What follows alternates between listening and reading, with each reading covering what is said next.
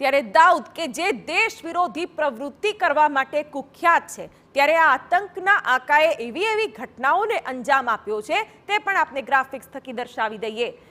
લશ્કરે તૈયબાનો પૂર્વ કમાન્ડરની હત્યા પણ દાઉદ ઇબ્રાહિમનો અકરમ ગાઝી દાઉદ ઇબ્રાહિમની તેમાં સંડોવણી હોવાની જાણકારી મળી હતી અને તેને લઈને પણ ચકચાર મચી હતી। ઓક્ટોબર મહિનામાં ગોળી મારીને હત્યા કરી હતી શાહિદ લતીફ કે જેની પણ ઘટનાને લઈને અનેક મુદ્દાઓ ઉઠ્યા હતા અને આ મુદ્દો પણ સળગતો બન્યો હતો। આ સાથે પરમજીત પંજવડ મે માસમાં ખાલિસ્તાની કમાન્ડોની હત્યા થઈ હતી, ત્યારે હત્યાકાંડના જે સમાચાર સામે આવ્યા છે તેમાં દાઉદનું ક્યાંક કનેક્શન હંમેશા જોવા મળ્યું છે અને આ આતંકના આકાએ એક પણ એવી ઘટનાને અંજામ આપ્યો હોય અને તેમાં એનું નામ ના હોય તો જ નવાય। ઇમ્તિયાઝ આલમ જે ફેબ્રુઆરીમાં અજાણ્યા શખ્સોએ તેની હત્યા કરી હતી તેવી પણ ખબરો સામે આવી હતી અને તેમાં પણ હત્યાકાંડને અંજામ આપવામાં દાઉદ માસ્ટરમાઇન્ડ હોવાની પણ જાણકારી મળી હતી, ત્યારે ઇમ્તિયાઝ આલમનું નામ પણ તેમાં સામેલ છે। આ સાથે જે પણ હત્યાકાંડો થયા છે તેમાં